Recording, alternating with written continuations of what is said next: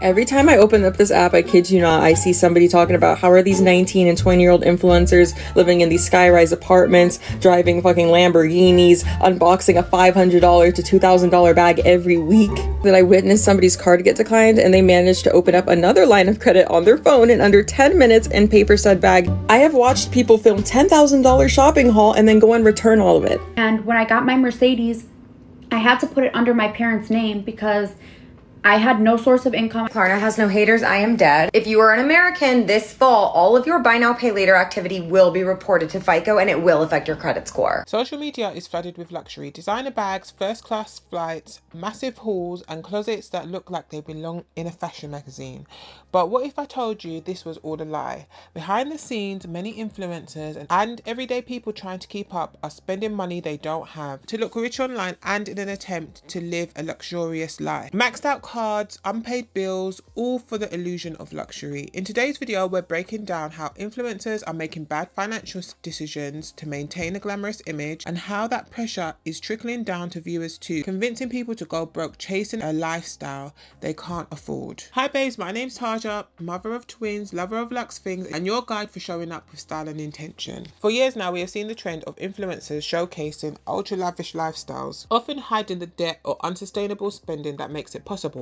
But definitely over the last few months or so, I've been seeing a few more creators being a bit more transparent about how they fund their lifestyle and the financial decisions that they have made. And actually, I think this is something positive that is coming out of social media at the moment. Creators being more transparent about how they spend their money and the truth about how they may be able to afford their walk-in closet or their new car, because it more transparently informs viewers about what's actually going on. Recently, YouTuber Christina Vallea released a video about how much money she's spent over the last few years and some of her bad financial decisions. So in today's video, I'm going to be doing a deep dive into my finances and choices that I've made, regrets that I have. You guys, if you've been on this journey with me, you've seen me do tons of luxury designer bag shopping hauls, buy luxury cars. The majority of Christina's content is around being a stripper and stripper lifestyle. And guys, I love stripper YouTube. It's actually one of my guilty pleasures. I really enjoy seeing the girls talk about some of the day-to-day things that happen while stripping, some of the business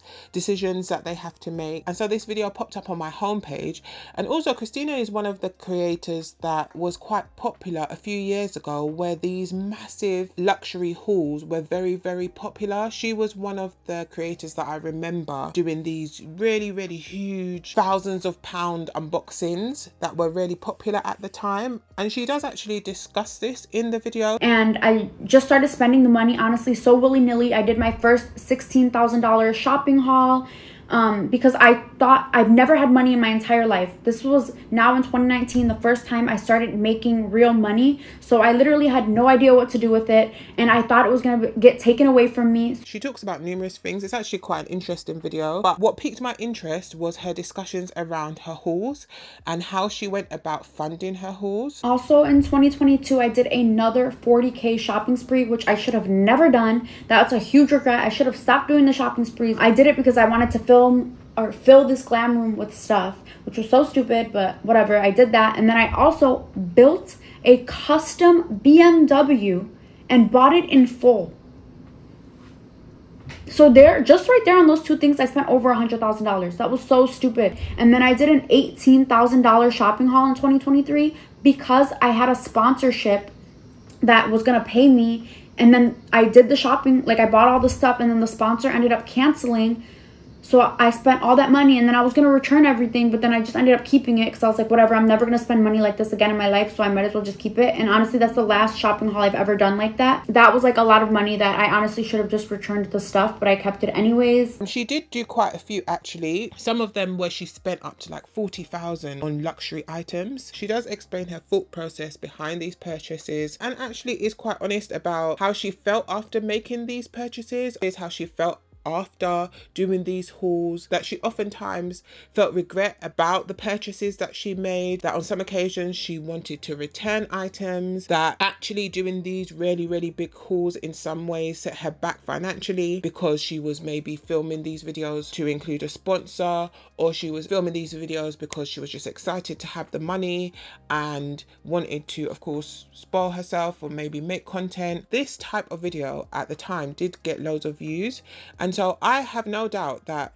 Christina was able to recoup some of her money from these hauls from the views, but I'm going to guess, based on what I earned from YouTube views, that the money she made from views didn't always offset the money that she spent. As in, although these videos were very popular and so I'm sure got her followers, because that's how social media works, right? You create content, you want people to view your content so that they can get to know you. So I think that these really large hauls at the time were kind of used as a technique to get people to click. They see this really big haul that no one else is really doing, chances are they're going to click, and then if they click and they get to know you, they might stay, and then you get subscribers. So I think in some ways it was probably positive for her, which is why she continued to do it, and many other creators did too, because it helped her to grow. But also it was expensive to do, and I don't think that her views were necessarily making her even. She does also discuss how she spent money on cars and new businesses and apartments, how she made quite a few purchases cash that she probably wouldn't make now. And it really had me thinking about how it's easy to be misled about what you see on social media if you're not aware of some of what happens in the back end. This is something I've discussed here before, the idea of some influencers displaying overly lavish lives, and I have mentioned that I definitely do not think it's sustainable. This era of the overly massive hauls, I think, is over, and if it's not over, you'll find that maybe creators will do it once or twice and not again, because it is not sustainable if you don't want to go broke. This is not the only video that I've seen in recent times actually about creators sharing how they went into debt for luxury, maybe maxed out their credit cards, borrowed money, maybe got parents or loved ones to sign off on credit so that they could make luxury purchases. And although a lot of the times creators are doing this for the purpose of content, getting credit cards, making luxury purchases on credit cards to make or Instagram posts, this habit has seemed to have trickled down to the general public as well. This dynamic has gotten even trickier for consumers with the rise of buy now, pay later finance. Some of examples of this kind of service include KLARNA, ClearPay, and PayPal Pay. If you do any type of shopping online at this point, you would have seen one of these options available to you at checkout. Whether you're buying luxury, whether you're buying food, homeware, most websites now have these kind of payment options available. And I actually generally don't necessarily see an issue with buy now, pay later finance as an option. However, a lot of the times consumers don't actually know what they're actually signing into, and I have seen many creators talk about making use of KLARNA or ClearPay and not understanding the actual terms of the agreement that they're entering into, not understanding that it's a loan, not understanding that yes, they may get you with the 0% interest period. However, after that period, the interest rates are astronomical. Buy now, pay later is a type of short-term loan, and it lets payers pay for products in small installments spread over a set time. Unlike other types of loan, buy now, pay later loans are typically interest-free for a period of time and rarely carry other service fees. However, this kind of convenience can come at a cost because consumers are often tempted to buy more than they actually can afford. All of the top providers offer the typical pay in 4 zero-interest installment loan that has become synonymous with BNPL. Take that burrito bowl. Once the customer chooses the BNPL option at checkout, the provider approves the loan based on its underwriting model. We pay the retailer the next day, and then we take all of the non-payment risk. Then, the customer is put on a 4-part repayment plan with no interest. If a payment is late, some providers charge a fee. Providers also charge the merchants to make the loans available to their customers.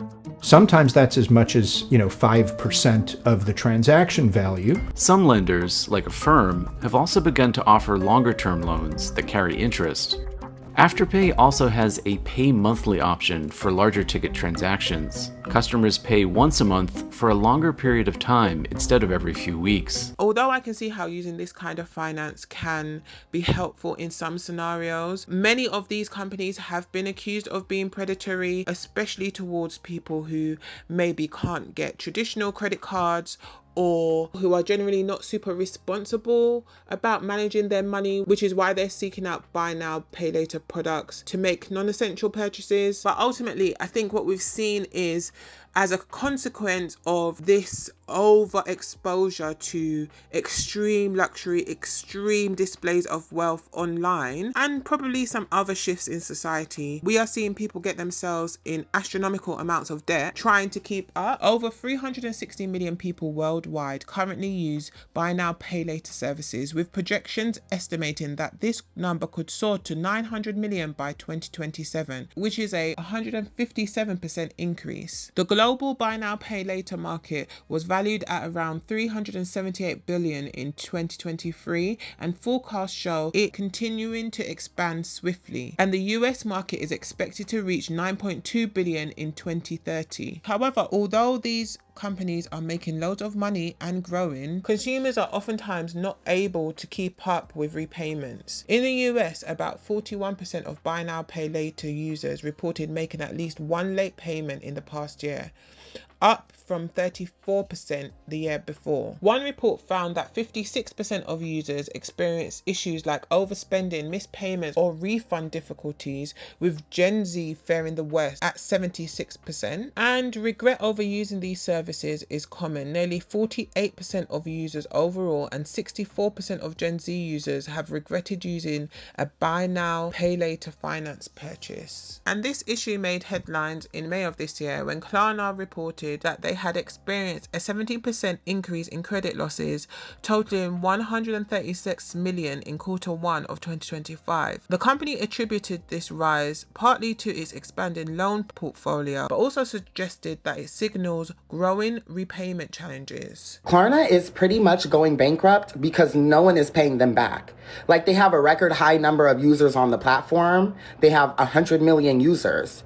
But at the same time, no one is paying them back. So they literally reported $136 million of unpaid debt. Like $136 million that people are just not paying back, and they're just, saying fuck it. And now KLARNA is at a major loss. Even though they have a record high number of users on the platform, there's more users who are just not paying that shit back. And that's because you guys are letting people finance groceries and finance DoorDash orders. Much the same way credit cards opened up broader access to unaffordable spending for some people, KLARNA and companies with a similar business model take it like 15 intentional steps further. Instead of having a front-loaded check system, which other companies can see, or an increase in credit limit, which is visible to all of them if you're approved, KLARNA operates by offering the ability to finance all sorts of small individual purchases directly at checkout. As evidence of this, you can look at how KLARNA became the exclusive provider of BNPL loans for the retail giant Walmart in advance of a highly anticipated IPO, or how they partnered directly with DoorDash so that people can finance the purchase of individual fast food meals and pay for them later. Of course, if you don't pay, companies such as KLARNA can certainly report that activity to credit bureaus, which then affects you in a variety of ways.